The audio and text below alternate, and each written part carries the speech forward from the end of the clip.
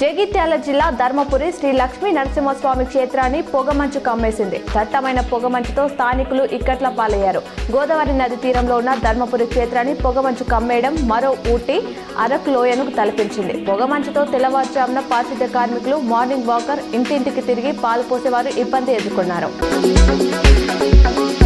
జిల్లా యువజన క్రీడా శాఖ ఆధ్వర్యంలో జిల్లా స్థాయి యువజన ఉత్సవాలు అంబేద్కర్ స్టేడియంలో నిర్వహించారు. యువజన సాంస్కృతిక పోటీలు, వైజ్ఞానిక ప్రదర్శన నిర్వహించారు.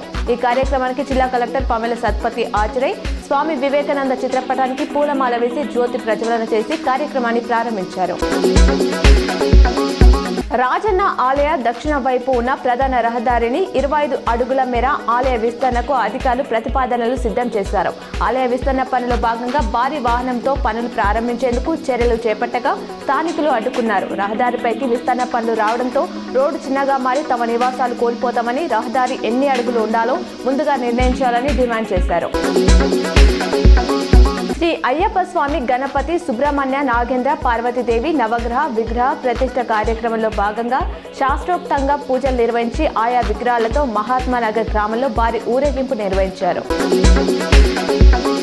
కరీంనగర్ రూరల్ మండలం గోపాల్పూర్ అంగన్వాడీ కేంద్రంలో మహిళా అభివృద్ధి, శిశు సంక్షేమ శాఖ ఆధ్వర్యంలో శుక్రవారం సభ నిర్వహించారు. హాజరైన జిల్లా కలెక్టర్ పమెల సత్పతి మాట్లాడుతూ శుక్రవారం సభల ద్వారా గ్రామ స్థాయిలో ప్రతి మహిళకు పోషణ, ఆరోగ్యం తదితర విషయాల పట్ల అవగాహన వస్తుందని అన్నారు. జిల్లా మత్స్యశాఖ ఆధ్వర్యంలో లోయర్ మానేరు జలాశయంలో 100% రాయితీతో ఉచిత చేప పిల్లలు విడుదల కార్యక్రమం నిర్వహించారు. జిల్లా కలెక్టర్ పమెల సత్పతితో పాటు సూడా చైర్మన్ కొమర్రెడ్డి ఈ కార్యక్రమానికి హాజరై జలాశయంలో చేప పిల్లలు విడుదల చేశారు.